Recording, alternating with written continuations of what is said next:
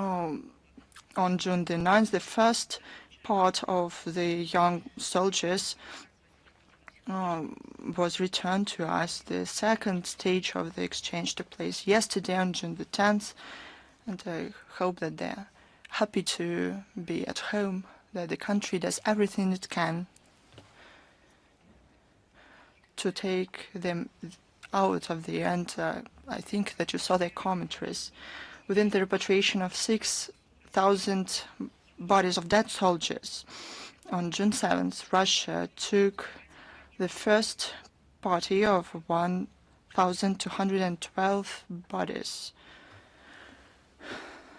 to the border.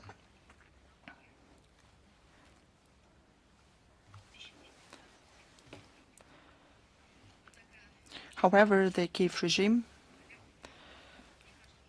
shocked everyone and refused to receive them.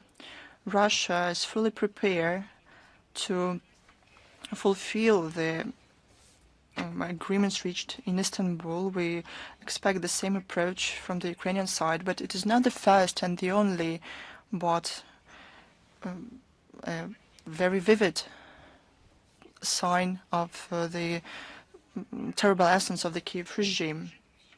To confirm that its terrorist essence, the Kyiv regime continued to launch strikes against civilians and civil infrastructure of the Russian regions. For some reason, they continue to call people living there theirs. In the Belgorod region, on June the 2nd, in the village of Khotmyshsk, following an explosive being dropped from a drone, one man was wounded. In the village of Dobre, a drone attacked a van.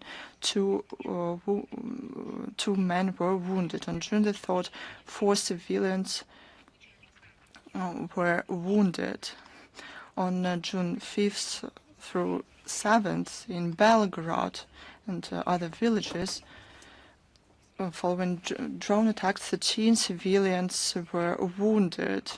An 18-year-old boy was wounded in Belgorod on June 9th. In the Kursk regions, on June the 2nd, the village of Skorodny saw targeted strikes against a school and a cultural facility. On June the 3rd, a Ukrainian drone attacked the village of Karavanovka, leaving a 31-year-old man killed. In the city of Rilsk, a 66-year-old woman was wounded. On June 6th through 7th, in the villages of Martinovka and Karish, following a drone attacks, 5 civilians were wounded, including a 65-year-old man. On June 8th, the enemy attacked electric substation Rilsk. The enemy drone also attacked the Cathedral of the Domitian there. On June 9th, the Ukrainian army targeted a cultural facility in the village of Prigorodnya, Slobodka. According to the head of the Perechinska village council, after the occupation in the village of Ruska Prechnya, there were no survivors. After the beginning of the incursion in the Suja region, there were 92 people, mostly elderly. Only 10 could made it out. Until the place was liberated in March 2025, out of 81 people, 48 died, 24 went missing. On June the 3rd, in the DPR, 20 items of munitions were launched. 2 civilians were wounded. In the LPR, the Ukrainian Nazis dropped munitions on people at the shop of the village of Svatovo. 2 civilians were wounded. And they also attacked a civilian vehicle. The driver was wounded. in the Zaporozhye region on June the 5th, following an attack. A 77-year-old woman was wounded in the villages of Aloshki and Proletarka on June 4th and 5th. 3 civilians were wounded on June the 8th in Rodansk. The attacks left a 56-year-old man wounded. The Russian courts continue to investigate crimes and to pronounce verdicts. Fighters of the Azov Nation Battalion, it was acknowledged on the territory of Russia. Sniper Ruslan Orlov and field medic Atom Novikov was given 26 and 24 years in prison respectively for killing civilians in the DPR. 4 more Ukrainian fighters were given sentences in prison for armed blocking of the village of Volgovka, the Kursk region. They received 15 years in prison. Grenade launcher operator Sergei Stokaz for shelling civilians in the village of Pogrivki, the Kursk region, received 16 years in prison. 23.5 years in prison was given to militant Danil Ovcharenko. Now about those who sponsor this, who's behind this. On June the 4th, Brussels saw the 28th meeting of the contact group on, as they call themselves, defense facilitation to Ukraine. For the first time, it took place without any kind of presence of the U.S. representatives. It was presided by defense ministers of Germany and Great Britain. And the fact that all those present favor the escalation is seen in the cynical congratulation to the Kyiv regime with the attack on the Russian military air drones. Amid this, Zelenskyy started his same old story that it is necessary to start as soon as possible to supply them with air defense systems. But those are not investments in the Ukrainian air military and industrial base. However, Zelenskyy couldn't persuade his sponsors. The allies did not dip into their pockets and preferred to report on their own achievements to finance the terror activities of the Kyiv regime. Great Britain wants to allocate 350 million pounds to increase the number of drones being supplied from 10 to 100,000 items. London has always talked about human rights, but they forgot about it. Since the beginning of the year, London sent 140,000 artillery shells to Kyiv. They also plan to allocate 250 million pounds for Interflex program. Germany confirmed that they will allocate 5 billion euros to help Kyiv.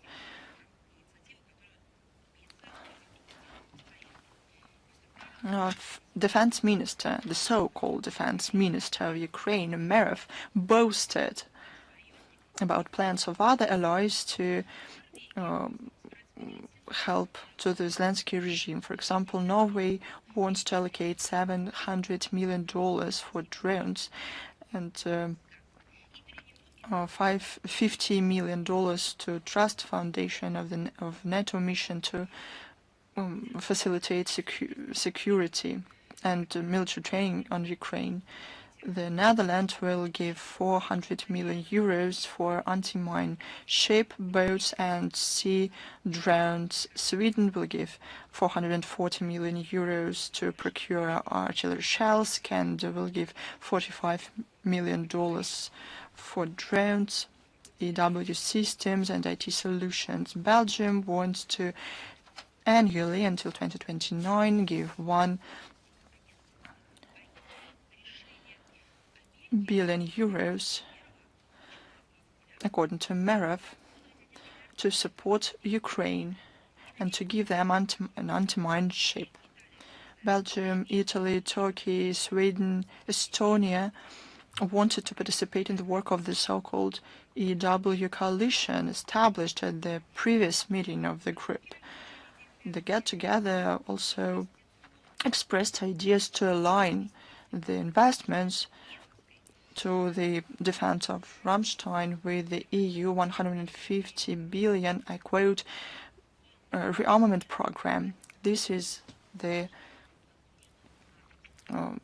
testament to what NATO and EU infrastructure aims at. They don't care about the life of their own people or to find solutions to the issues that the region and the world faces. They care about using the Kyiv regime in Kyiv for their own purposes. But what are their purposes? It's a great question. We should address it to them. On June the 4th, France announced finance guarantees worth 1.5 billion euros for defense procurements from national companies. On June 6th, Defense Minister of France said that Renault concern launches drone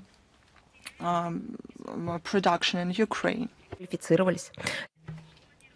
Lisbon plans to provide in 2025 military assistance to Kyiv worth 220 to 225 million euros. It is a testimony to the aggressive intentions of West European Kyiv allies and their maniacal aspiration to escalate the conflict at any price. And what about Ukraine itself? Well, we are seeing that forced mobilization is likely to happen soon. The Kyiv regime is forced to seek new forms of forced mobilization from February to June this year. About 1.5 million young people had to go through a medical commission. Those who were only partially worth or fitting for the military service previously. The Verkhovna Rada is considering a possibility of voluntary mobilization of men elder than 60 people. They are offered to sign a voluntary contract for 1 year and with a test period of 2 months with the possibility to cancel the contract. The Ukrainian Banderovite activist said that Ukraine is now at a stage where not only men but also women and young people from the age of 18 have to be ready for mobilization. Maria Berlinska stressed there was no need to proceed to such actions so far, but the situation might change, so the Ukrainian population, according to her, needs to be ready. On the 9th of June, the Ombudswoman for Education of Ukraine, Nadezhda Leshik, recognized that young people and young school children are going abroad. According to her, in the 10th and 11th grades, a certain number of children are enrolled in the 10th and 11th grades, but only few of them graduate from these classes. She also stressed that it is a result of the statements of authorities about the plans to a possibility for plans of the current Ukrainian authorities to recruit the 18th-year-old this autumn. So the Zelenskyy regime is ready to sacrifice the young Ukrainians without any second thoughts. And now about the facts how Ukrainian citizens are punished for their dissent. The Kyiv regime tries to complicate lives for people for slightest dissent from the doctrines. On the 4th of June, Verkhovna Rada adopted a draft law about criminalization of bypassing economic sanctions. What is so surprising about it? Just look at it. This draft law criminalizes, in particular, unintentional violation of sanctions, not only by those who are subjected to sanctions, but also by third parties. Sanctions include a fine, a large fine of 425,000 up to 2 million hryvnia, imprisonment of up to 10 years, and possible additional punishment in the form of ban to take certain positions and conduct certain activities for a period of up to 15 years and confiscation of property. But once again, those are certain separate facts from different spheres of life, but they point to the need of the special military operation aimed at denazification and demilitarization of Ukraine and elimination of threats emanating from its territory. All the goals of the special military operation will be reached. Now let's talk about the assistance provided by the Western states to the Kyiv regime. At times, it's exactly the contrary. What they do on the 29th of May, the Globe and Mail Canadian media published an article under the name, I quote, "Satellite data shed light on Russia's modern-day gulags for Ukrainian children," end of quote. It is not a fake, it is something more. It is a disinformation campaign that has become part of the work of an information outlet. This article describes in a fantasy manner how certain NGOs for Canadian funds reveal in open sources information about allegedly missing Ukrainian children. They monitor social networks of social workers' children, study satellite data, and use artificial intelligence. In a word, they are working for the noble goal of bringing minor Ukrainians to Ukraine. Do they know that we have received a list of those whom Ukrainian regime considers as missing? It is about 300 people. Previously, they were talking about some millions of children. While according to the Canadian media outlet, it has been possible to liberate 129 people and mark or label 36 social facilities in which Ukrainian children are kept. I think Habel would applaud this article. Previously, we were talking about a well-established mechanism to search for children if they are missing, if there are any suspicions. If someone is looking for a child and considers it possible that the child might be in our country, it is sufficient to contact the office of Maria Lvova-Belova, who is Russian ombudswoman for children's rights. And if the child is in Russia, there will be no hindrances to its reunification with the relatives. The Russian authorities will provide assistance, and it has been demonstrated on multiple occasions. For the time being, 101 minors from 81 families got reunited with their relatives living in Ukraine and in other countries, and 22 children from 15 families returned from Ukraine to Russia. On the 2nd of June, during the talks in Istanbul, we received a list of 339 children from the Kyiv authorities. Those are children who lost connection to their relatives, and we are studying each and every case. But it was not needed to wait until the direct negotiations. It would have been sufficient to write an email to Maria Lvova-Belova. The Canadian article, well, I have to call it a publication, but in a sense it is simply fake news. Well, according to the publication, Yun Army is what they call Gulag. According to these pseudo-journalists, Ukrainian children are allegedly forced to assimilation. They are banned from speaking Ukrainian language and allegedly they are forcibly detained. Well, let's look into it. First, participation in the Yun Army movement is a voluntary thing. Have you ever seen children who would be tied, who would be forced to travel somewhere to sing songs, to say poems? Have you seen such children in Yun Army? I haven't, but Canadians know it better. They have seen it from satellites. Secondly, it is only upon permission of a legal representative that a child may join the Yun Army movement. The goal of the movement is multidimensional development of a child's personality and meeting their needs in moral and physical improvement.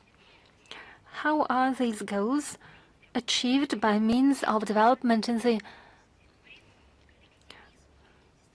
among the young people of principles of collectivism based on the principles of justice, equality, unity and responsibility, love for the people, respect and tolerance. It was a quote. Has anyone in Global Mail read the document? No, they have seen the satellites. They know it better.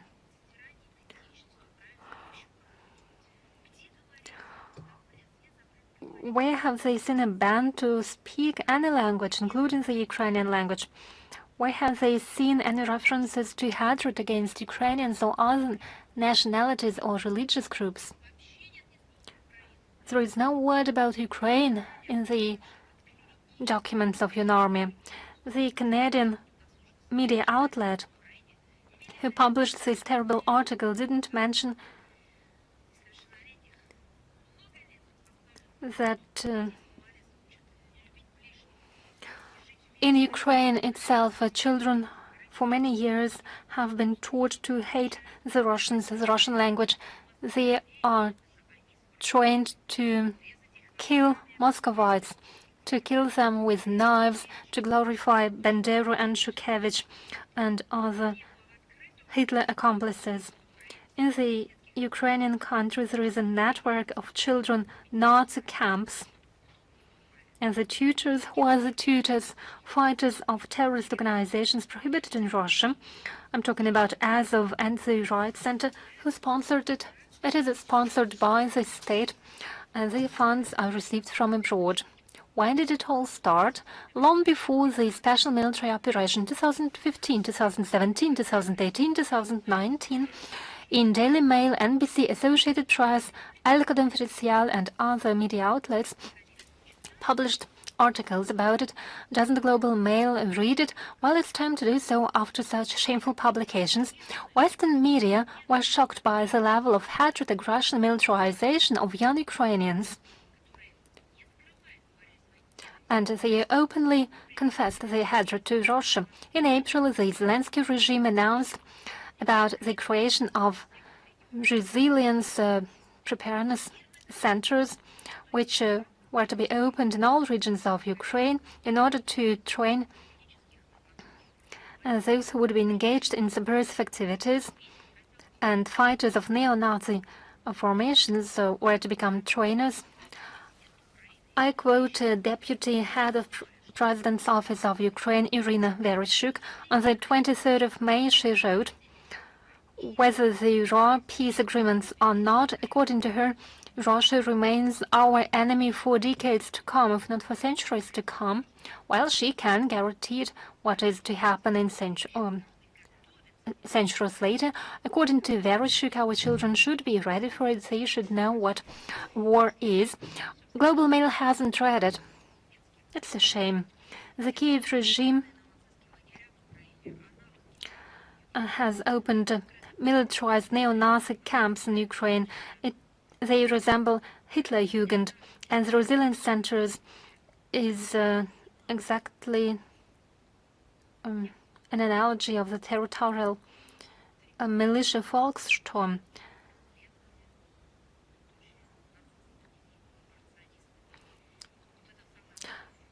The Volkssturm was established in the final years of fascist Germany in order to involve the civil population to hostilities, but we shouldn't forget how they ended. Then, 80 years ago, the Führer committed suicide as he was afraid of punishment, and those Nazi leaders who were alive faced the Nuremberg tribunal. Yes, many of them, and Canada knows that full male were welcomed in some Western countries. The Zelenskyy junta is ready to sacrifice the future of Ukraine, the children and the young people, for the benefit of the neo-Nazi regime, but no British, no Canadian, no French or German media outlets are likely to write about it, although we see that even in those countries there is a growing number of those who want to see the truth. Why don't they write about it? These countries sponsor the Kyiv regime. They don't want to see the truth. They have to escalate the crisis. They have to bring the confrontation to a new level. There is no place for truth. And they are absolutely not worried that the lives and the future of children and young people are at stake.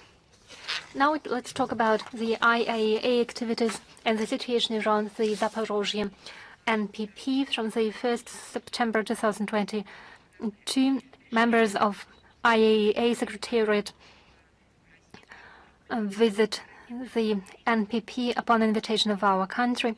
They see regular shellings on the part of the Ukrainian armed forces of the NPP and its city satellite Energodar. The goal was to force the Kyiv regime to show greater restraint towards the NPP and its personnel.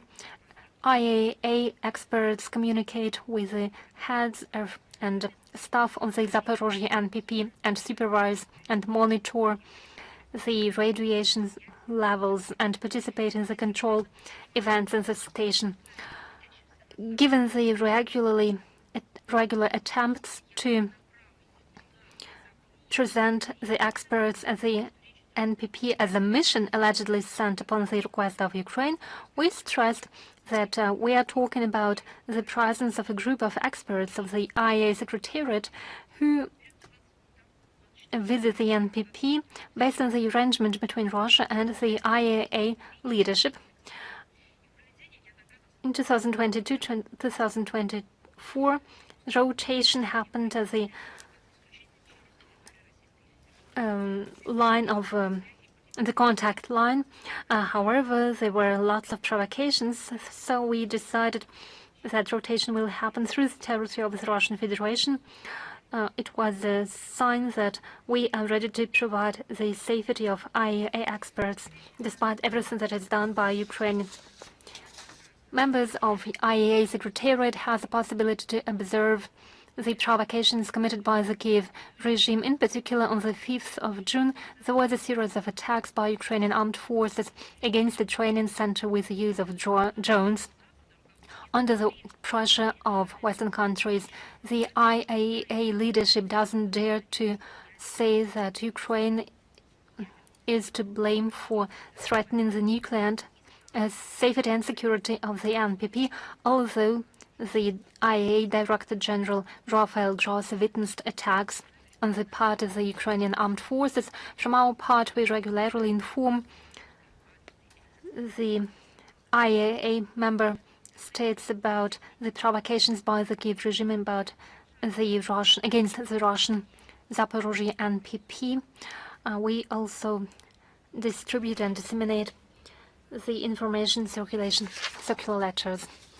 During the press conference on the 27th of May, Special Representative of the UN Secretary General Stefan Dujarric voiced a statement which is incompatible with his status of a high-level or high-ranking Secretariat's official, Antonio Guterres condemns, according to him, the large-scale Russian attacks against Ukraine on the 24th and 25th of May. But according to Duzhavik, Mr. Guterres is only concerned by the attacks of Ukrainian drones against the Russian territory. According to him, the Secretary General ignored the fact that Russia only hit the military facilities of Ukraine, whereas Ukraine deliberately attacked the civilian population of our country. Russian strikes were presented as an established fact, and attacks by Ukrainian drones were presented as reported attacks. But it's a shame a representative of the UN shouldn't make such statements. We consider such statement by Antonio Guterres, as it was attributed to Antonio Guterres, as a sign of the bias and double standards in the UN leadership. Secretary General and his team members keep silent about the glaring violations of international civil humanitarian law by the Kyiv regime, or in the best case, they would call both parties for constraint, and they do so in situations when all facts, all evidence points to the responsibility of the Ukrainian armed forces. There is no compassion, there is no mention of human rights, there is no remembering the suffering of many people. We have repeatedly called Antonio Guterres and other senior UN officials to condemn the terror attack against the Kursk region in 2024 and other documented notorious crimes of the Kyiv regime. For example, representatives of the Secretariat have avoided these substantial comments and called for restraint and independent investigations. Yes, that might be the case, but everyone should be called upon to exercise restraint. Some elusive wordings are to be found, and to underline that there is no data on the basis of which specific conclusions can be made, but it's only one-side way. During the press conference on the 3rd of June, Stefan Dujarric mentioned the explosions of breaches in the Bryansk and Kursk region. When a Russian journalist asked whether Antonio Guterres would like to condemn these atrocities, he said about mourning about all the civilian victims that were caused by the Ukrainian conflict, but it should apply to all the sides. And the UN Secretariat's officials just repeat the insinuations of the Western capitals to discredit our country. They do not cite reliable sources of information and do not check the facts. Antonio Guterres just flagrantly violates the ethical norms of an international officials and the UN Charter, in which there are requirements to adhere to an equal line, equal policy. And the UN is not to act as an honest broker in this case, in the Ukrainian crisis. And Antonio Guterres, we hope that he will avoid those Western political adventurers and occupy a neutral position on the Ukrainian issue and do not allow such ill-considered and non-objective statements. We have supported his fight with pandemics, and he should not become a sponsor of infodemics. Now some words about this aggressive mentality. In the geopolitical dimension, international geopolitical dimension, the NATO countries have drawn attention to American plans to create yet another project of Pentagon, element of Richardson military base, where pilots, NATO and American pilots will be trained against a nearly equal adversary under the name of which they consider Russia, and as well as growing challenges on behalf of China. And Alaska is presented as an important bridgehead for defense in the Arctic. It's not surprising, because under far-fetched pretext, the United States and NATO continue to recklessly pursue a course of active militarization of the polar region, expanding their military potential in the region, often of an offensive nature. Such steps are not conducive to strengthening trust in the Arctic and undermine confidence. The Arctic region has been long considered as a territory of dialogue, and the Russian Federation has never threatened anyone in this region, and we will further take all the necessary measures to protect our legal interests, national interests in the high latitude, and guarantee the security of our country at the northern borders. Now some aggressive actions, extremely aggressive statements by NATO Secretary General Rutte on the platform of the London Chatham House Institute of International Relations. He spoke about a better NATO. So what should a better version of NATO be? You would think more effective or working for the benefit of the people who comprise this alliance? Or maybe having specific purposes for building, constructing peace or maintaining peace, but no. As Mark Rutte, NATO Secretary General, mentioned, NATO should become stronger and more lethal. It's just some evil words. NATO should make a quantum leap in its development. What do you think? Again, because of Russia, according to Rutte, because allegedly danger from our country will not disappear even when the war in Ukraine ends. Why is that done? It's understandable to intimidate the citizens of NATO bloc. It's just some far-fetched formula wording of NATO strategists that Russia allegedly could be ready to use military force against NATO within 5 years. But that's just statements. If we have a look at the real situation, Russia is actually now using the military force against NATO by defending against NATO threats, terrorist attacks by the Kyiv regime.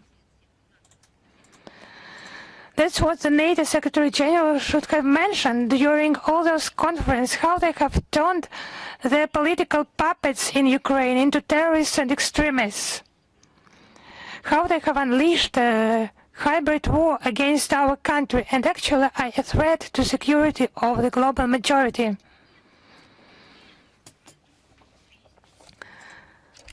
But now their rhetoric is different. In order to avoid the developments invented by them, Brussels thinks that they should significantly grow the military potential of a military and industrial complex. Anti-missile defense increase is planned at 400%. Otherwise, as the Secretary General of the alliance mentioned, they would have to learn Russian. Here I can agree, because they should start now, but the motivation should be different. Why are they so afraid to study the Russian language? I do not understand. If they had learned this Russian language earlier, they wouldn't have committed all those silly actions. They would not have such ideas to abandon us with all our culture, our economy. There would be just no attempts to play their stupid games. They would have just other thoughts. Just they're starting to realize that they should study the Russian language. And they can do that. He's talking about NATO becoming stronger and more lethal, but just repeating that it's a defense alliance. Where has NATO defended? Just give me one example during the last decades. Now this bloc is getting ready for a war and just pointing at their future adversary. Now they have invented that lie and growing their military potential.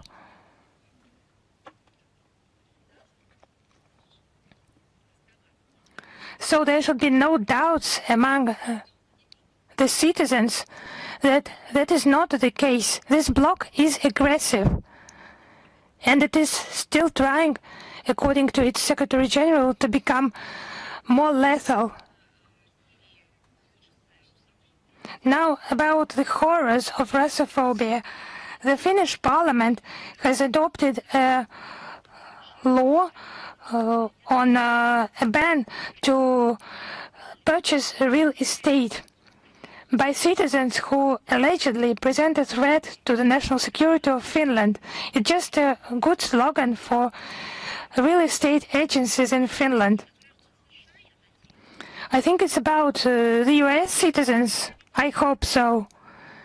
About NATO bloc representatives, about the citizens living in NATO countries. When they say that those countries and countries who violate the sovereign integrity of other countries.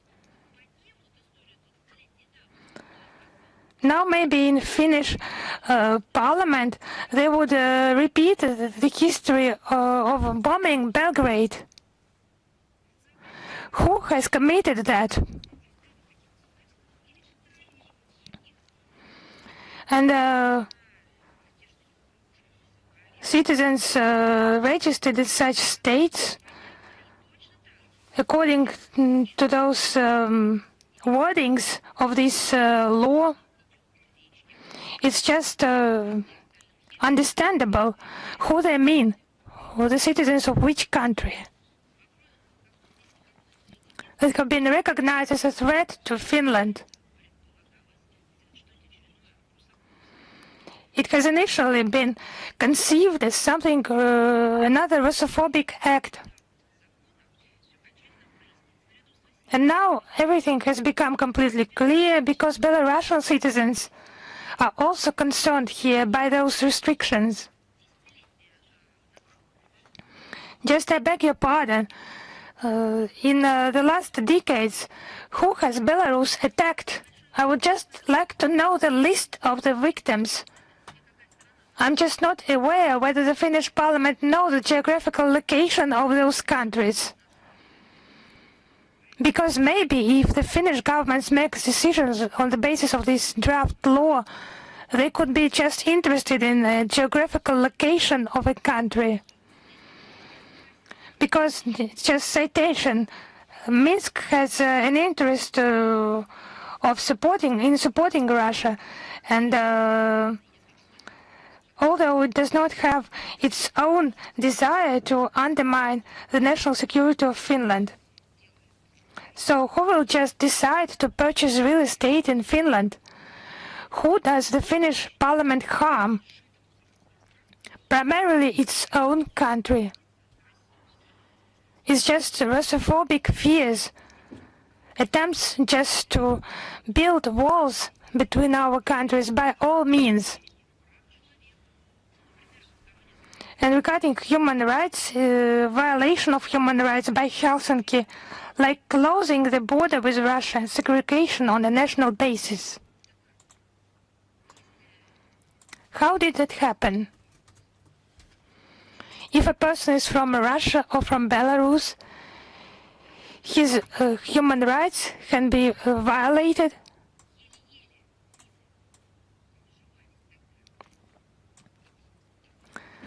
The Finnish people have hardly separated from the horror that hardly avoided the horror that would have happened if Finland would have turned into a Nazi state. We all know about those horrors on the examples of the history of Western Europe. It was just one step from that. Has anyone remained in Helsinki who still remembers that? But against the background of those trends, there are other trends that are becoming more and more obvious. There is a preservation of national sovereignty and respect for the will of their own people. The example of the Slovak Republic. A considerable part of the Slovak society has disagreed with the anti-Russian sanctions imposed by the European Union. It has been around 400,000, nearly 500,000 signatures of Slovak citizens for a referendum to abandon restrictive measures against the Russian Federation because they are detrimental to the country's economy, businesses, and the welfare of the population. According to the number of population of Slovakia, it's a large-scale support of this initiative, and Slovak parliament members have adopted a resolution that allows to occupy a stance against the new anti-Russian sanctions at the level of the EU. That would allow to protect national interests and ensure the welfare of its citizens.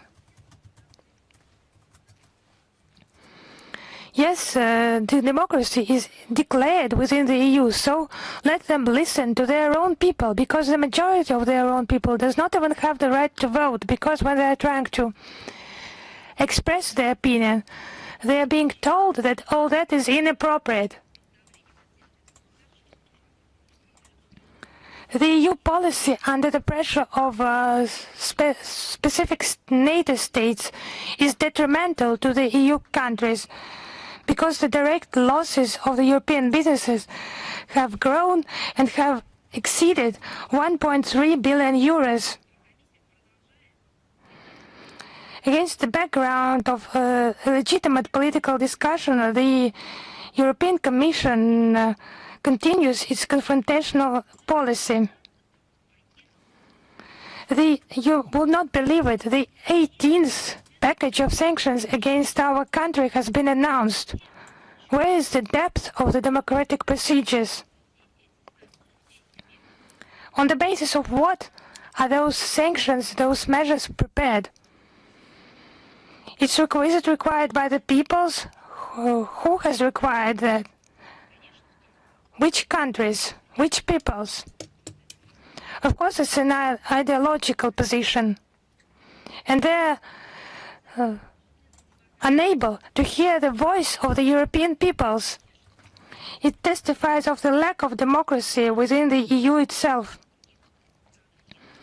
Of course, sooner or later, the pragmatic approach will prevail in the EU countries, and the abandonment of sanctions will facilitate the beginning of the discussion on the European continent,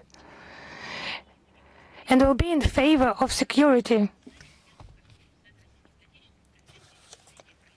Now about the World Coordinating Council of Russian Compatriots meeting in the Victory Museum. It's the 80th anniversary of the victory in the Great Patriotic War, and issues of falsification of history and preserving the historical memory, I would remind you it will be held in Moscow on the 29th, 30th of October 2025. Attention will be paid to educating young people, promoting the Russian culture, and the conferences of compatriots living in the countries of Asia, Europe, and North America. And there will be also the work of thematic commission and the flower-laying ceremony in the Hall of Memory and Sorrow at the Victory Museum. But actually, our compatriots, they just face immense pressure now.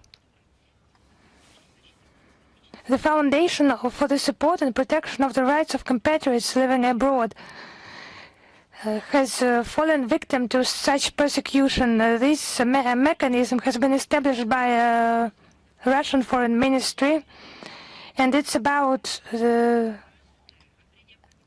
assistance to our compatriots, law and humanitarian assistance in difficult living conditions. Now, on the website of the Foundation, a detailed statement has been published. There will be a link to that statement in the Today Briefing text version. For the third year in a row, the Foundation, it just worries a lot inveterate Russophobes. This organization just helps people without taking into account their ethnicity, their nationality, protecting their legal rights. It's a human rights organization, but it's just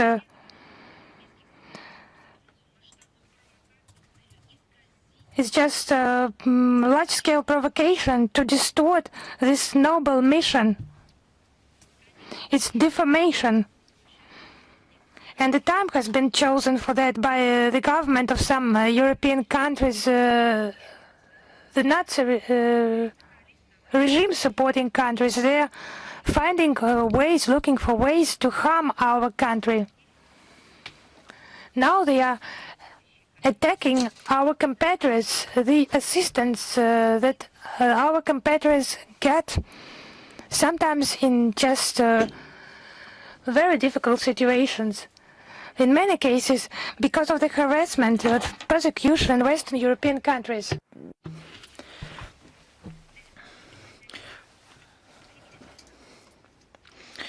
Now they got millions of those who, despite pressure, support the policy of the Russian Federation.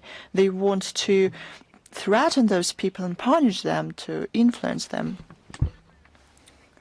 That's how Russophobia looks like. The aim of this campaign is clear: to compromise the Foundation, to push it out of Europe, to threaten its partners, and what's more important, to make or even to force compatriots to refuse their ties with the motherland. I'll reiterate, the Foundation does not cooperate and has never cooperated with special services. No representatives of special services working among this foundation.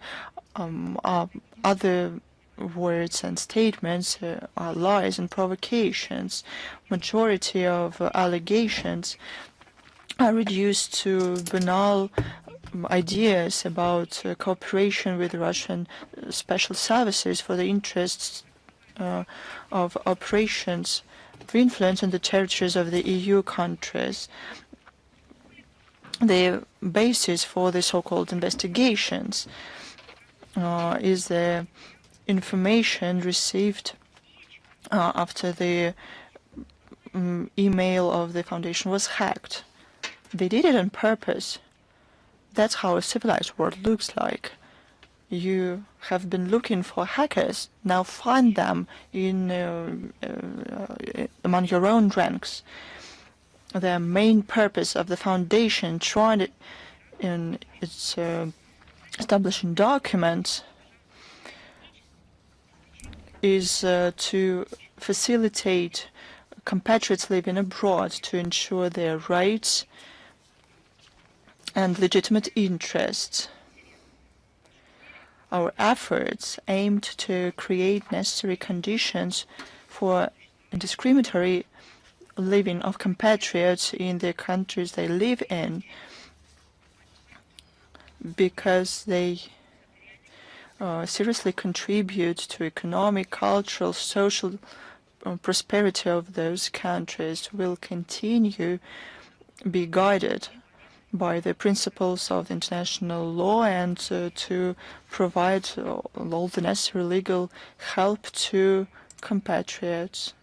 We received a lot of questions about the situation between Iran and Israel. We see more frequent reports in the media about more tension between these countries, including speculations about possible attacks on the nuclear facilities of Iran. It doesn't take a military expert to understand that such adventures are fraught with long-lasting humanitarian and radiological consequences for the region. In 2024, amid continued escalation in the Gaza Strip, confrontation between Iran and Israel already escalated. Back then, Tehran and West Jerusalem launched a number of mutual missile strikes, but the region managed to avoid a big war. However, now we're sure military means won't help settle the existing differences. We call on both sides to abstain from the steps leading to further violence and spiraling of the situation out of control. We expect results from indirect dialogue between Iran and the US. As far as we know, the next round of the consultations may take place in the nearest future. We believe that only diplomacy may give mutually acceptable solutions based on international law and coordinated balance of interest. On June 15th, the ASEAN Center under MGIMO University celebrates its 15th anniversary. This center has become one of the key tools to promote the cooperation between the association and its countries with Russia in various spheres. In 2023, it launched a 2-year master's degree at MGIMO University of specialists from Russia and 10 countries of ASEAN. The center helps expand channels of interaction with partners, including through the network of scientific and research centers ASEAN-Russia, the second track of ASEAN Regional Forum on Security, and Asia-Pacific Council of Cooperation and Security. Its effective work is recognized in many countries of the region. We would like to congratulate the leadership and the employees of the center and wish them success and all new initiatives. All of this is very important given the global turbulence. On June 11th, 12th, these days, Kazan hosts the third International Forum of Education Ministers Shaping the Future. This event is organized by the Minister of Education of the Russian Federation together with the Cabinet of Ministers of the Republic of Tatarstan. The aim of the forum is to coordinate efforts in education that is one of the most relevant for international humanitarian cooperation. This work is in demand. This is clear from the fact that some 112 high foreign guests from 43 countries came there. A video addressed by President of Russia, Vladimir Putin, was sent there. He underlined that a free, equal access to knowledge, technologies, and scientific achievement is the basis for sustainable development, just and secure multipolar world. Foreign Minister Sergei Lavrov in his video address stressed that the goal of Russia is to develop a mutually respectful partnership in education based on cultural and civilization and diversity in the world.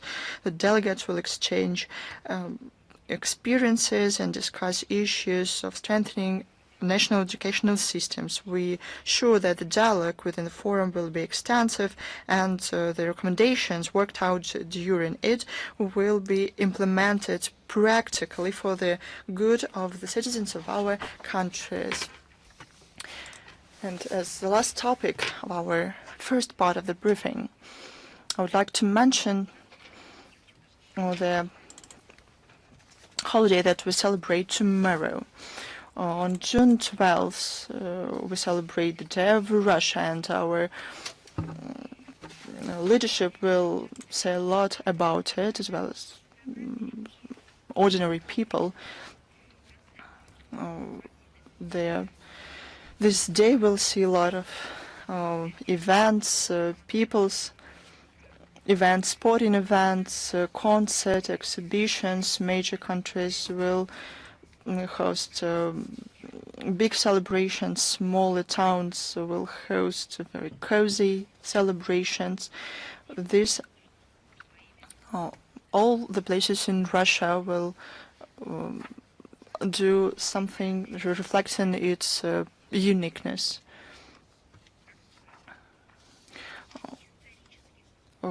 The new entities of the Russian Federation also will celebrate this holiday. The Donetsk and Luhansk People's Republics, Zaporozhye and Kherson regions.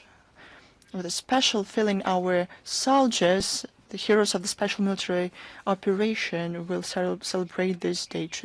As usual, the celebrations will take place abroad, at Russia's diplomatic missions, at the platforms of the UN and other international organizations. And of course, we'll be joined by our true friends, Russia's friends, who sincerely share our commitment to a more just, polycentric world order, free of dictatorship and new colonial practices. With a feeling of pride and joy, we celebrate Day of Russia, a holiday of sovereign, independent state with great past moving forward. The state with huge economic, scientific, intellectual capabilities. We will preserve the ties between generations and values, and we will overcome all the tests and challenges we face. I congratulate you. Happy Day of Russia. We have decrees of our president about moral and traditional values.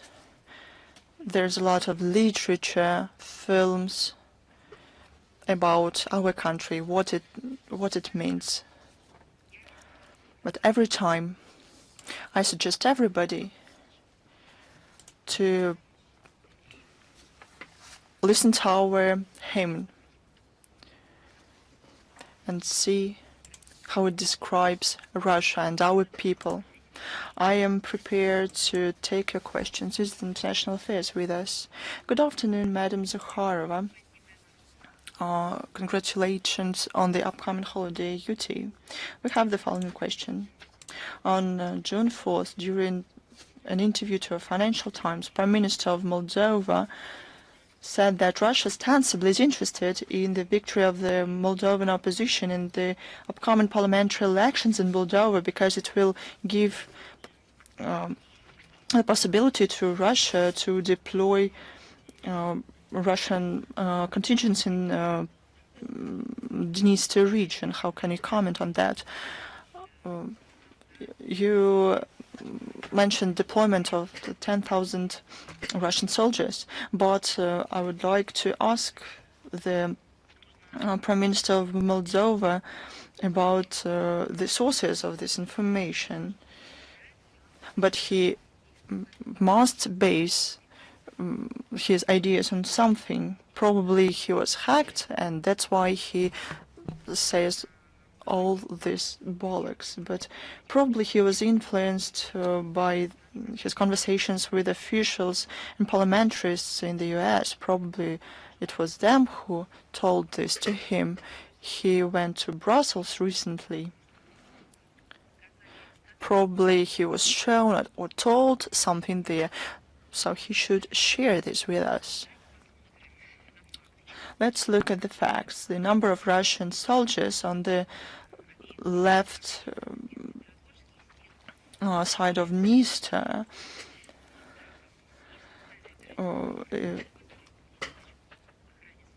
is 1,200 people.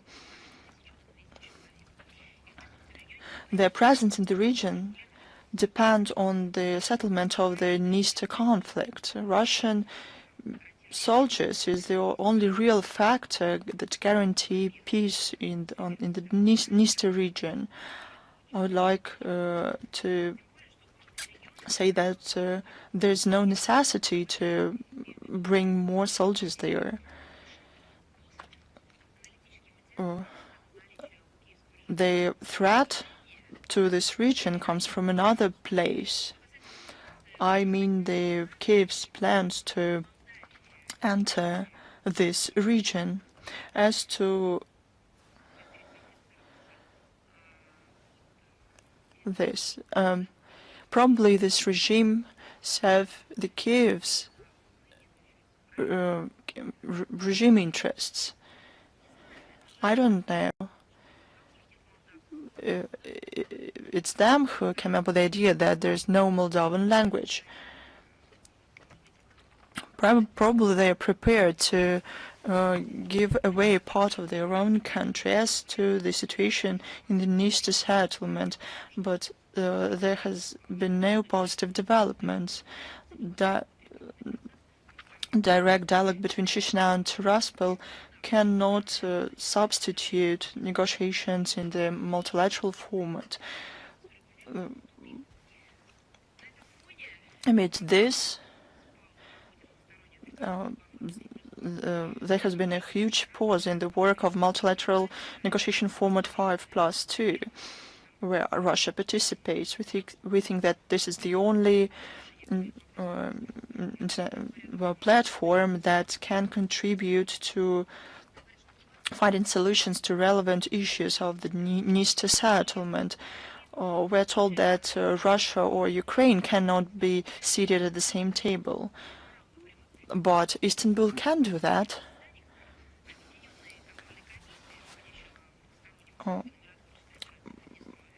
But the meetings of the United Control Commission, it is not possible. It is quite strange why we cannot hold this kind of meeting. But why cannot we do with this format as well? These are very precise questions. We shouldn't make anything up. We should just ask these questions to those people who make such statements from Chisinau. Russia's position remains unchanged. Our mission is to maintain peace and predictability in the Dniester region and favor normalization of the dialogue between Chisinau and Tiraspol. But we would like to learn the sources that Prime Minister of Moldova used, who told this false information to him, to follow up on this topic. The authorities of Moldova continue to implement measures aimed at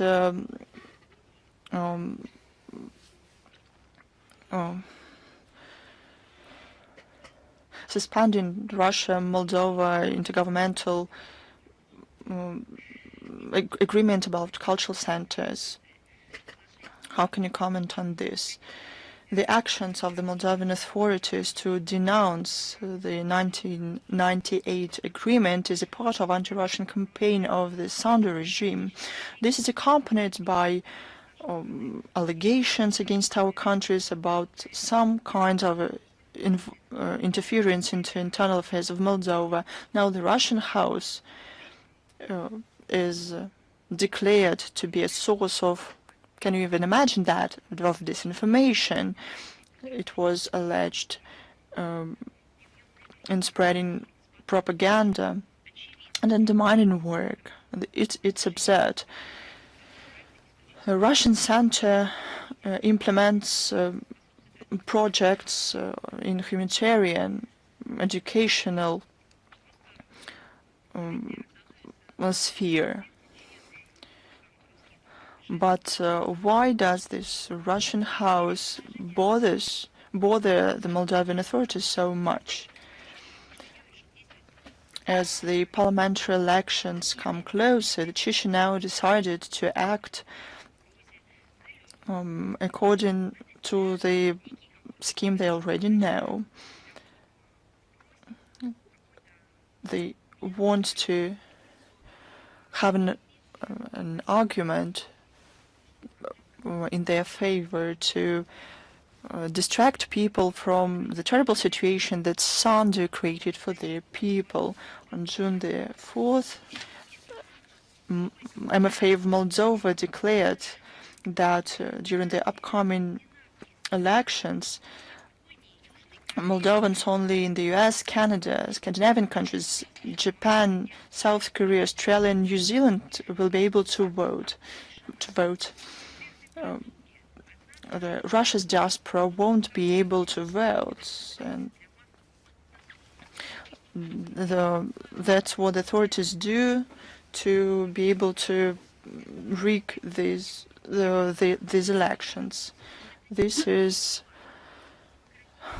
contradicts democratic procedures. Not to let citizens who have the right to vote. Technically, it is possible. So it's not about technical impossibility. It's about the unwillingness to give the voting right to a segment of its own society for expressing their will. So what sort of democracy we are talking about? Official Chisinau, according to the Moldovan opposition, will do everything possible to minimize the number of polling stations in Russia. During the presidential election in 2024 in Moldova, only 2 poll stations were opened in the embassy of Moscow. As a result, thousands of Moldovan citizens in Russia were deprived of their voting right. Censorship is growing in Moldova. The authorities of the Council for Broad TV and Radio Broadcasting is growing. There is a draft law with amendments to the code about audiovisual media services, which envisages high fines for disinformation, which is likely to affect national security, democratic and political processes. In other words, there will be fines for the content that authorities don't want to see. That's what I'm talking about. But the agencies who spread disinformation by the Prime Minister of Moldova will not be fined. They will never be fined. But why not? In a sense, it is another instrument to use influence measures against unfavored bloggers, journalists, politicians, and candidates. The social-economic situation in the Republic is deteriorating. According to independent experts, over 80% of citizens of the country cannot afford healthy nutrition. 25% of people are suffering under malnutrition. It is a result of decline of agricultural production, and its experts in 2024 it was reduced by 12.2%, and exports to EU countries was reduced by 10%. The state that reached a level of $7 billion, 1/3 of the budget is financed from Western grants and loans. Moldovans don't believe in the accusations against Russia and the Russian House. How is the Russian House connected to what's happening in the economy? According to Moldovan authorities, local citizens are concerned about the closing of the Russian House, and a group of representatives of the Russian community in Moldova and the Coordination Council of Russian compatriots living in Moldova said they were ready to defend the Russian House. Moldovan citizens are oppressed by those who justify their actions as service to the Moldovan people. Thank you so much. Is Ria Novosti with us? Yes, good afternoon, Madam Zakharova. We have two questions today, if I may. My first question is this. It's about the authorities of Germany. These authorities continue to exercise pressure against Russian media representatives. Representative of Russia Сегодня, Mr. Feoktistov, was declined his right to exercise his work, and he was prescribed to leave the country no later than on the 19th of August. On the 6th of June, he could not enter Germany, and later local police visited his family who stayed in the country, and passports of his spouse and daughter were confiscated. How could you comment on this? Well, first, we've already commented on this, but since you asked this question, I'll do it once again. The German authorities now pursue the policy of squeezing out of any media presence of Russia in its media space. There are too many occasions for such comments from our part come from Germany. They use different methods. Sometimes they use they block broadcasting possibilities, or they use force measures against Russian journalists, or they oppress Russian journalists. But what happened in this case is beyond not only journalism ethics, but general moral standards. This time, under pressure were family members of the journalist, his spouse and his daughter, so they were basically enslaved. That's exactly what happened to slaves.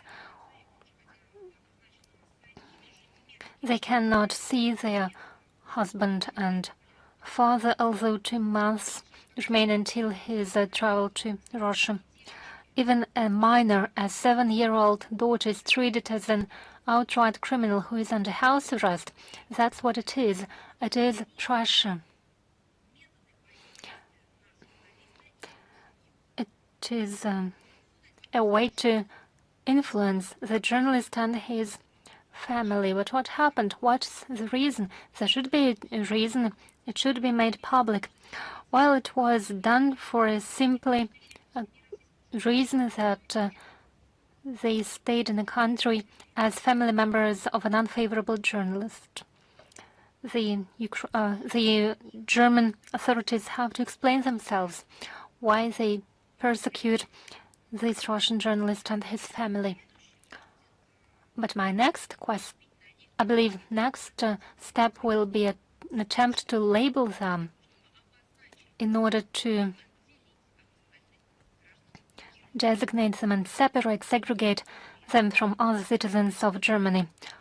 They might use specific bright colors. Germany has such experience from the future. We know it all full well. Moral guidances and democratic traditions are degrading in the country. Bandits act like this, not authorities of a country which considers itself as a civilized country.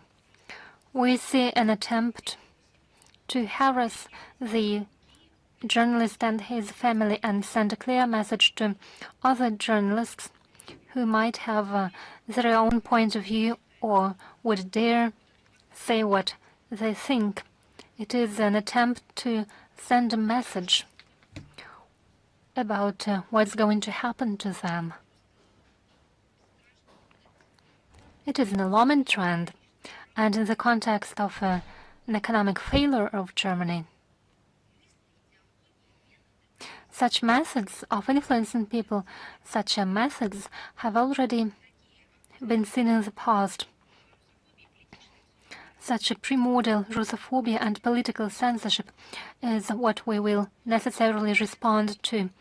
But relevant international bodies, such as Director General of UNESCO, the UN High Commissioner for Human Rights, and OSCE Representative for Human Rights for the freedom of media should respond. Settling scores for journalists by means of pressure on the family members. What happens next? They have to explain themselves, to give their assessments. I would like to emphasize the context. German media, just look at the difference between how German journalists in Russia are treated and Russian journalists in Germany. Just ask the German journalists in Russia, be it on the camera, on the record, or in a personal conversation. Well, as a matter of fact, the German journalists cannot open their mouth. They cannot say a word because they have to travel back to Germany with its liberal dictatorship. So this harassment against Russian Germany is what we see with regards to Russian correspondence. Many Russian journalists don't receive visas or accreditations. We'll give our reactions. We are working on the response, and it will follow soon. Thank you so much. And my second question, if I may. U.S. President Donald Trump expressed his interest in Russian side being a facilitator in the negotiating process between Washington and Tehran. Is Russia ready to make its contribution? Well, it wasn't for a minute that the Russian side weakened its efforts to contribute to political diplomatic settlement around the Iranian nuclear program. There are cautious signs that the situation will not reach a dangerous level. We hope Washington understands the inadmissibility of military strikes against nuclear and energy infrastructure of Iran, and we hope they have made a deliberate choice in favor of diplomacy. Russia has repeatedly called to use diplomatic steps without any hints to other options. Obviously, hard work is ahead, which will require political will and resilience. We remain in close contact with Iranian partners on the topic. The U.S. has a clear idea of our approach. If Tehran and Washington are interested in seeing Russia as a facilitator in working out a negotiating solution which makes it possible to eliminate any suspicions, we are ready to do so. Back in the day, as you know, our country made a contribution to forming a balance of interests on which the JCPOA was based. Today, it looks like the end result of indirect Iranian-US dialogue largely depends on how much the parties are interested in approximating their positions while taking into account their mutual requirements. The legitimate right of Iran to develop the peace nuclear program is something which is quite clear. It is laid down in the NPT treaty. We see that Tehran is committed to continuing negotiations with its American counterparts regarding the modalities of potential agreement. And if there is a constructive and positive dynamics in future contacts, we hope that the high confrontation level will decrease and the negotiating outcomes will be translated into practical progress, which we would only welcome.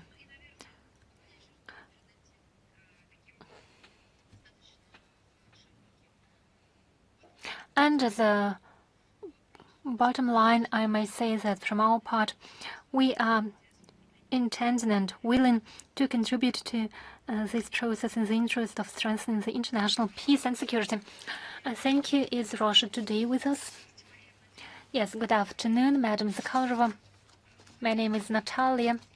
In one of the recent publications, El País writes about residential areas which the Ukrainian armed forces re-equipped for plans for drone construction. They are in the front line. It follows from the article that there is no way to understand what's happening inside these residential houses, but their number is growing day by day.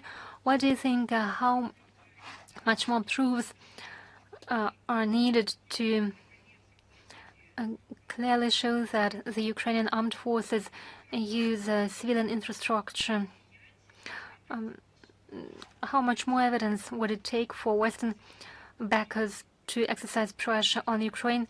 How can these Ukraine tactics used by Ukrainian armed forces influence the Russian negotiating position? Well, we repeatedly stressed that Kyiv uses the human shield tactics. They not only use the civilian infrastructure.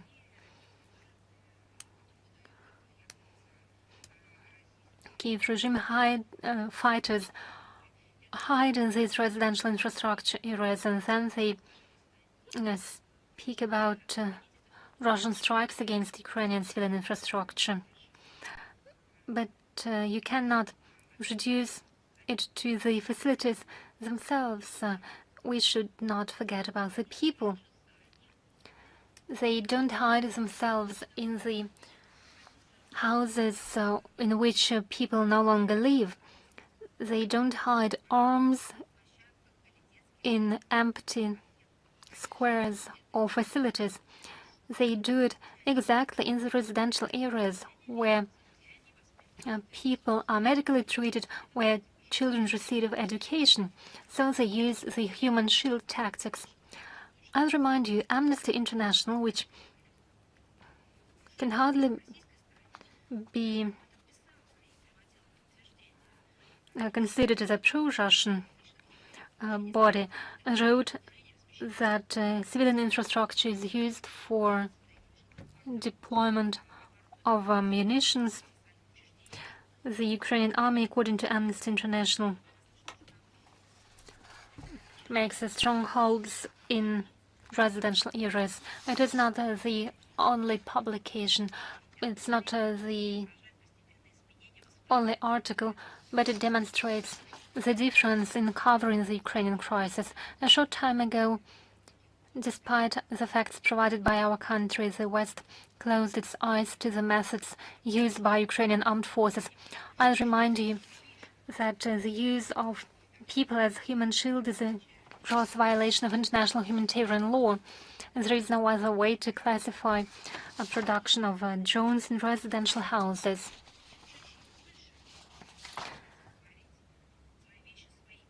If there are increasingly more publications about this, the greater will be the public outcry, I believe. But how much more efforts, how much more publications it will take, I can hardly say. One should simply go on, and then I hope it will be considered as a generally recognized reality, as a commonly recognized fact, which is needed for the Western society to wake up. I'm talking about those who still have some suspicions or doubts. We provide such facts too. We provide evidence which serves as evidence for those journalists who use facts. Our approach to settling the Ukrainian crisis remains unchanged. Russia is seriously willing to continue the negotiating process in order to reach an ultimate settlement of the conflict. Both these modalities were explained and presented by the Russian leadership. So please, if you quote me, present these facts and this attitude as a part of the Russian negotiating approach, which was formulated by the Russian leadership. Is the Media Corporation of China with us? Yes, Madam Zakharova, good afternoon. We are here with us. On the 10th of June, the International Day of Dialogue Between Civilizations was celebrated for the first time. This initiative was put forward by China and unanimously adopted at the UN General Assembly last year. Secretary General stressed that dialogue is a way for peace and diversity of civilization is more relevant as ever before. In the current context, how would you assess the role of the dialogue? Well, we appreciate it. We believe the dialogue is very important, both between the established bodies and between the people. You may call it public diplomacy, when people unite themselves on their own and hold events in order to prevent self-aggression that we mentioned today. I believe it is very important. It is an important part of the future multipolar world order, where states are no longer passive objects of geopolicy, but to seek to strengthen their national sovereignty, to strengthen their identity, and do so by means of cooperation, when they want to uphold their historical and cultural traditions. If you wish, we can send you a more elaborate answer. Later is Reuter with us. Good afternoon, Madam Zakharova. We are here with us, and we have two questions, if we may. The first question deals with the topic that you've already touched upon, but let's look at it from a different perspective. Does Russia see risks for a negotiating process around Ukraine in the context of the most recent escalation? I'm talking about strikes against the Russian infrastructure that you've mentioned and statements by the NATO officials. Well, I believe there is a contradiction in your question. Either we talk about risks or escalation. I mean risks for the negotiating process resulting from the escalation. Well, I believe we should speak either about risks or about escalation. If we are talking about escalation, we should not speak about risks, but about a direct threat to the political diplomatic process. If it's about the escalation of the conflict, it's not about risks, it's about a threat. A threat should be mentioned here. Risks, it just can happen, cannot happen. But now I think you are just exaggerating. So by taking a key role in providing assistance to Zelenskyy regime, the Western War Party, and they just call themselves that way, they position themselves that way, they just demonstrate the aggressive stance, as you have said correctly, for escalation. Not just some passing between two dangerous things, but it's they just support the prolongation of the conflict, and they do not conceal that. It's weapons supplies, their own militarization, and the outcome of another Ramstein meeting we have discussed today already. Has anyone mentioned peace and negotiations there? Of course not. It's about a threat, a direct threat, not only to negotiations process, but to the peace on the European continent as a whole. They just discuss that maybe on the sidelines, and they allow to understand that peaceful agreements will lead to an end of the Kyiv regime. It's not satisfactory for them, and they make direct statements on that. And they are ready to commit anything in order to not to allow such a scenario. Maybe they just do not want to seem lack of desire, maybe just not a lack of desire, but they are afraid to look not as they have tried to present themselves, the masters of the world. Maybe it's connected with something else, but it's a question for political scientists, I think. I would mention a wide-scale threat and not just risks here. Thank you very much. And the second question. Just this night, Alexander Torchiyev, Russian ambassador, said that the US and Russia have agreed to postpone a meeting, and the next meeting will be held in Moscow. It will be held in the very soon. So, could you precise when this meeting will be held? And as soon as we get this date, we will definitely share it with you. And logistics details as well. Thank you very much. Is international reporters with us? Yes, hello, Madam Zakharova. It's International Reporters Agency. My question is, in Italy, in Bologna, Yuri Previtali will soon perform an Italian fighting for the Ukrainian army, who has had neo-fascist views in the past. And the Bolognian authorities have closed another center, Villa Paradiso, for allegedly holding pro-Russian events. How would you comment on this fact? It's just horrible. It's a shame.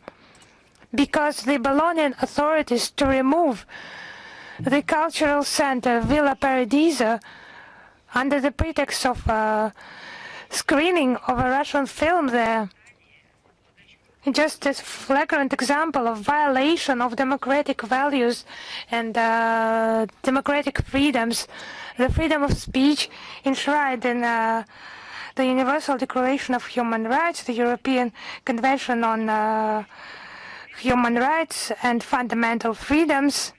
And everyone knows, everyone is aware that by closing the access, blocking this access for their own citizens to alternative information that is beyond the mainstream in some cases, is just a tough control instrument.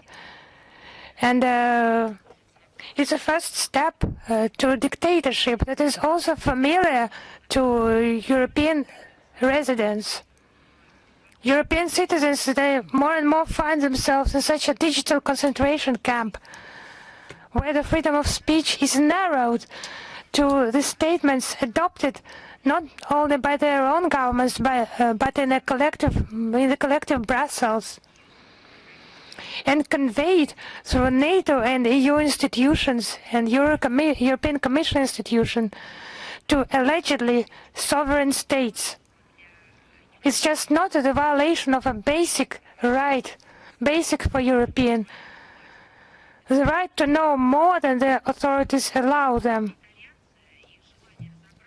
It's something else, but the Italians and their desire to know the truth is quite strong. They want to know, they come to Russia, they write books, they interview people, they follow the events. They are not afraid of bans by the authorities. They are even not afraid of threats by that mad Banderite activists. Italy has become the first country of the European Union where on the 31st of May this year, RT Doc Festival was held, documentary festival where documentary films were shown, very different films, stories of real people, not invented stories. It's not fantasies, it's real facts. It has become possible because of the bravery and positive attitude of citizens who are not indifferent, and thanks to the activist Vincenzo La Russo, Italian journalist who really supports countering fascism and common goals for the humankind. He has facilitated the screenings of RT films in different towns. It's documentary films. It's not something invented. And those actions have been attacked by the European Parliament, Italian Parliament members and mainstream media. So it's not allowed to show the atrocities of Banderite in Ukraine, in Europe, because it's allegedly a Russian propaganda and strongly influences public opinion. It's the facts, it's the truth. But what is facilitated and promoted are the trips across Italy of an Italian mercenary who participated in hostilities and supported Ukraine. So the cultural center, it has been closed. Is it the first Italian mercenary to be used for this purpose? And who is just not punished there for his crimes?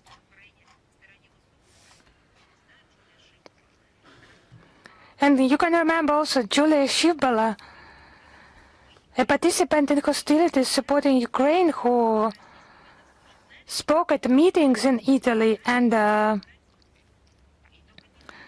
openly admitted killing Russian servicemen. No one paid any attention to that in the Italian government. So it's flagrant, callous demonstration of double standards. It's a political order. It's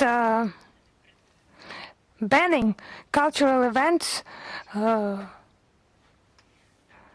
on false basis. Thank you very much. Is Open TV Greece with us? Yes, Madam Zakharova, if you allow me also 2 questions. Recently, Russian Foreign Ministry has mentioned banning access to a Greek official in response to refusal to prolong the accreditation to RIA Novosti correspondent in Greece. Will you not name him? We have such a rule where we do not name people, we do not make the names public. Yes, there are countries where we name those who are under Russian sanctions. In relation to the EU countries, we do not have such a practice. And one more question. In the Greek media, there have recently been reports of the Romanian supplies of aircraft and accompanying personnel. Greece shipments to Romania. Maybe you have some drone UAV zone creation is coming. What's your assessment of this?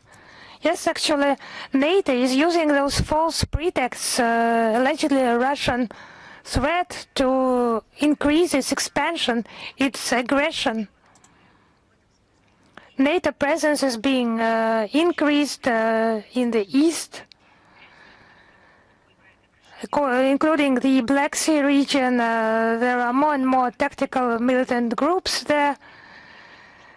Military infrastructure, more and more equipment is used there in order to patrol the Black Sea region. The expansion is obvious and it's tracked by our relevant structures. I would like to underline once again that the military potential of NATO in the region has no basis and leads to further escalation of the military situation. If you have some detailed question, we will just address the relevant experts. Thank you. Thank you very much. Is News.ru with us?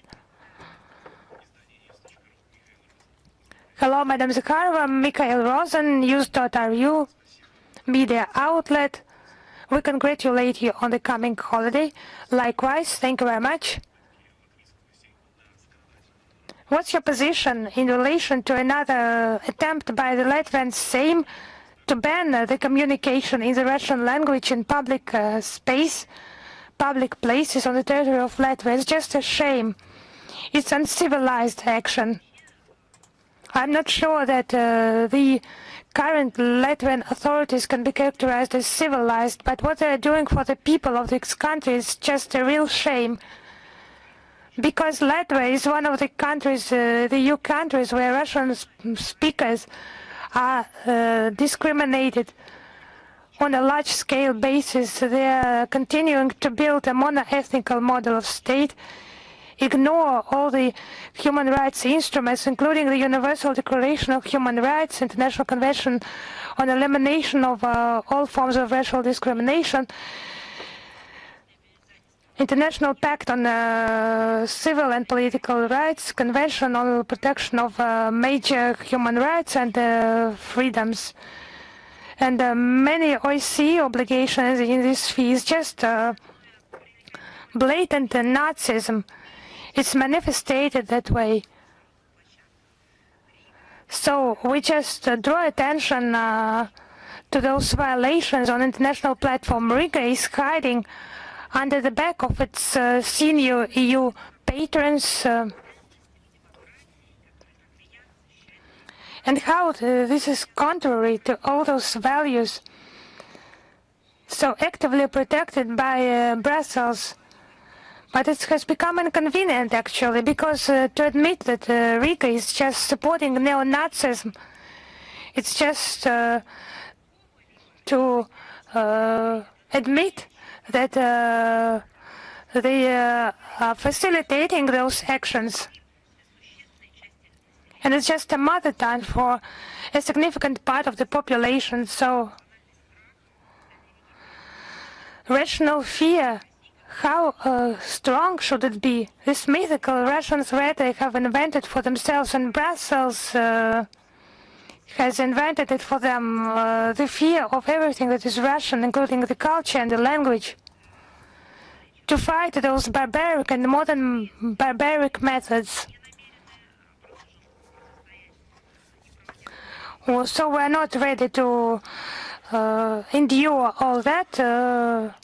We will continue to seek to support those commitments reached at the international level, and we will use all the powers available to us. So another question, the Hungarian Prime Minister says that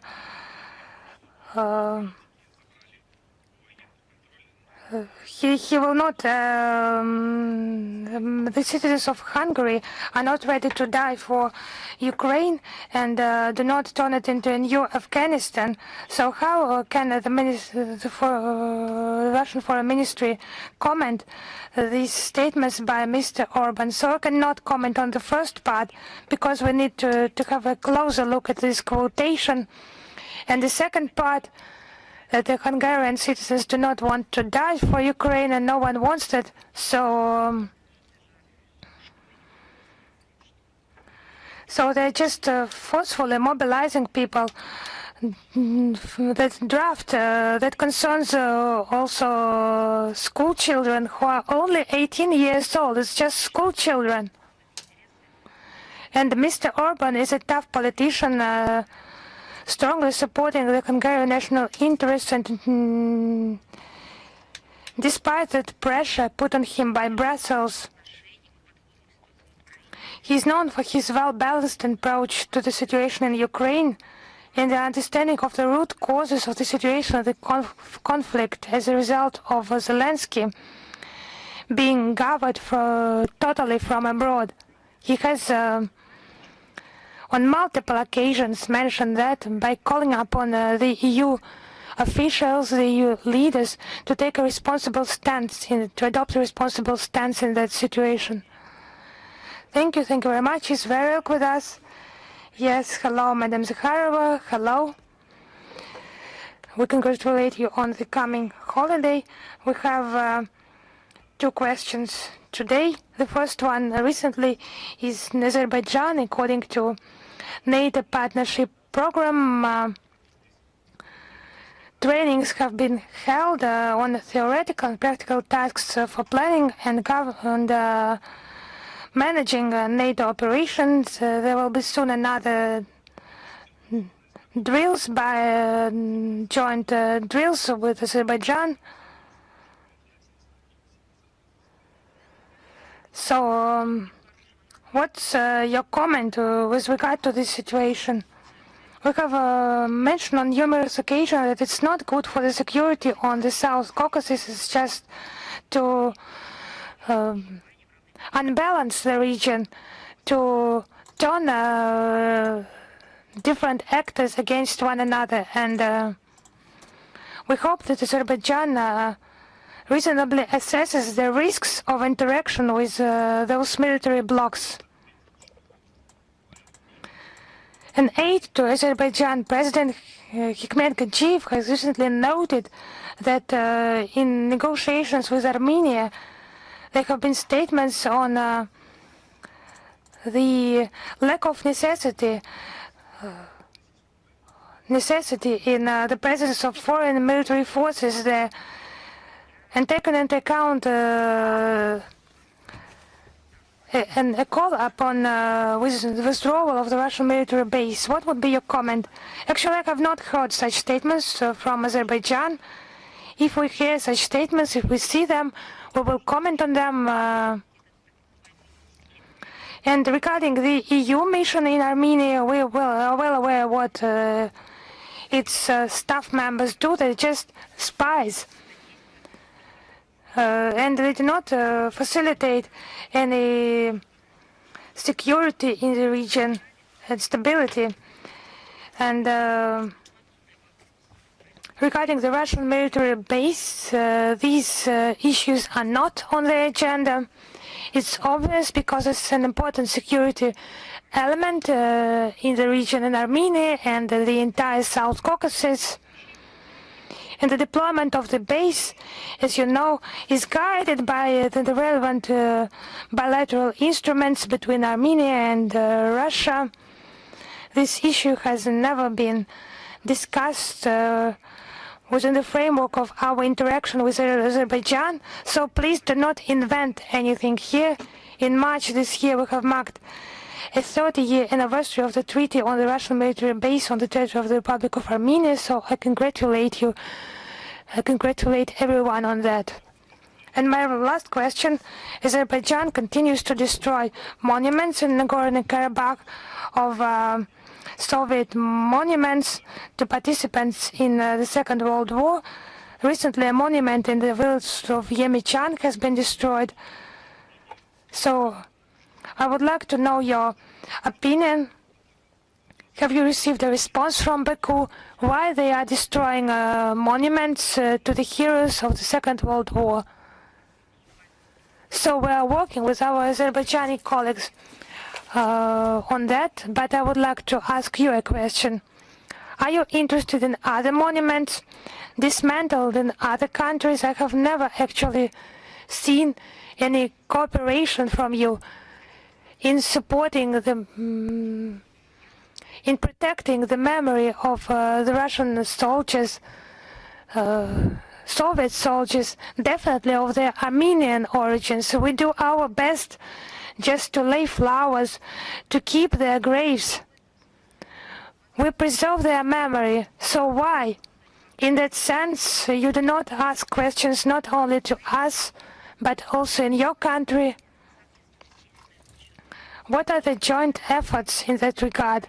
So what has happened recently in Ukraine? There were no soldiers of Armenian origin there when the bodies were exhumated, when the monuments were dismantled. I have not heard about your questions, about your desire to talk on that issue. We perfectly understand why and in which context you raise this issue. Please do not do that. It's just becoming blasphemous to ask me those questions, regularly. Please do not do that. When you want to talk about monuments next time, let us arrange an interview and I will tell you everything. I'm a representative of the Armenian media outlet. So the Red Army soldiers who are your compatriots, their remains, monuments with their names are regularly dismantled on the territory of the European Union. Where is your desire to protect those monuments? It's just our country that protects us, protects them with all the possible means. You are just aware of all that, so let us move on, but it's just beyond everything. I repeat, it's not just some acute issue, not some complicated issue. It's just nearing blasphemy. Really, we will arrange a special interview on that. I will cite the fact, I will tell everything, and maybe you will ask this question someone else, maybe someone from your country. Why the monuments dismantled? Why the monuments to Armenian soldiers are being dismantled are not resonated in the public of your country. You don't have anything to give to me. I know this topic profoundly. Let's move on. Is Belarus сегодня with us?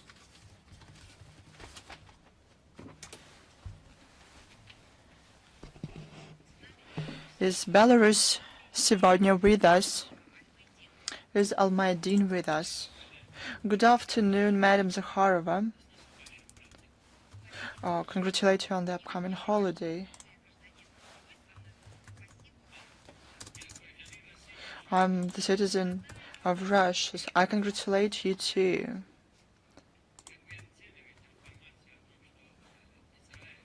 How do you evaluate the information that Israel ostensibly provided Ukraine with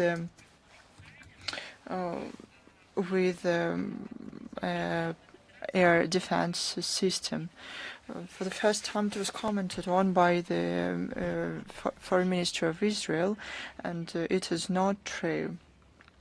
Why the ambassador of Israel to Kyiv can make such statements is a question to them.